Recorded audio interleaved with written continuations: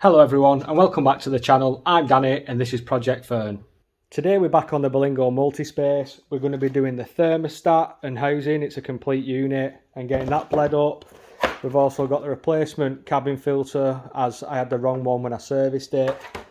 We've got an exhaust back box to put on as the other one is blowing. I've also put a new brake line on from the near side rear to the near side front. Really easy to do. I should have filmed it really, but it wasn't worth a video.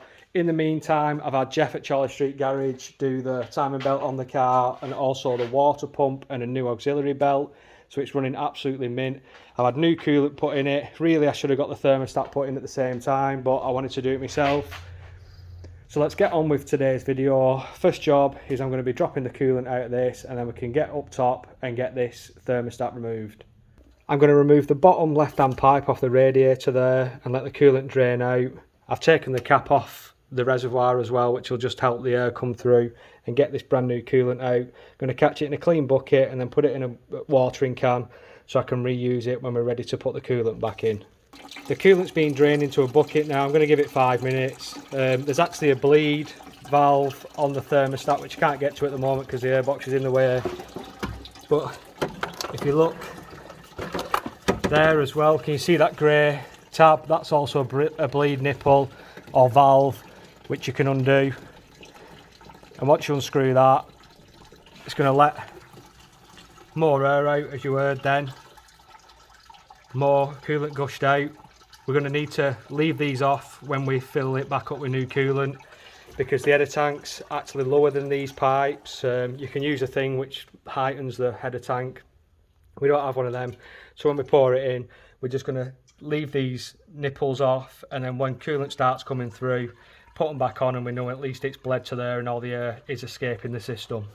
That pipe's back on now and the clip's put back in place, so we can start removing the airbox and get access to the thermostat.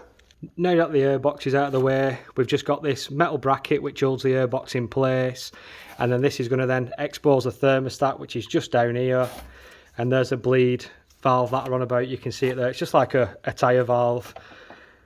So I'm just going to whip these brackets off and then we're going to be able to take the pipes off the thermostat and get it removed. Now we can get to the thermostat. We've got a multi-plug just there. We've got a pipe on top and we've also got a pipe underneath which looks a little bit trickier to get to. So I'm going to get the top pipe, the multi-plug off, and then hopefully I can lift the thermostat housing off and then get the pipe from underneath and then put it back on in reverse order. They're not listing any torque settings for the thermostat housing bolts. With it being a plastic part, they're usually about 25-30 newton meters, but I'm just going to feel how the old ones come off and then put the new ones in pretty much by hand and gauging it with my hand and see how it feels when they go in. Not over tightening because we don't want to crack that plastic housing. That's the old thermostat off. I'm going to give that mating surface a really good clean now and a scrape off, but I don't know if you can see there where all the coolant's been leaking. It did look like it was the original thermostat. They're about £30. I'll put a link to them in the description, but I'm just glad that that's now taken out. We're going to not have a coolant leak, so I'm going to put the new thermostat on first, like I say, cleaning this section up and then get it installed and then we'll go from there. The new thermostat is on. I'm going to take this bleed nipple off. I'm going to take the one off the heater matrix as well, the grey one. I'm going to get the coolant put back in. All the pipes are back on, multi-clips back on. I've not gone too mental with these, just did it by hand until they felt tight and that the gasket had compressed.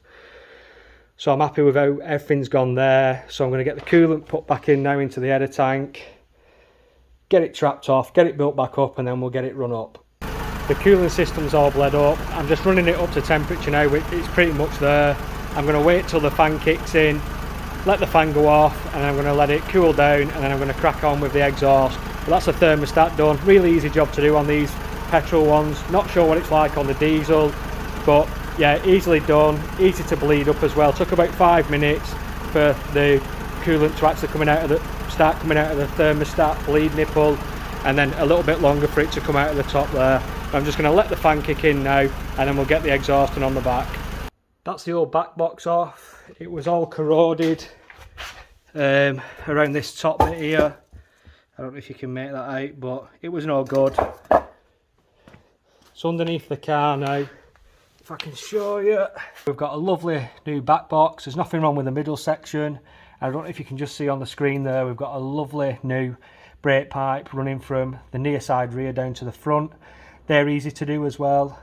I just got the garage round the corner to make me one up, a length of it, and I just bent it into shape towards the same shape as the old one, and it fit absolutely perfectly.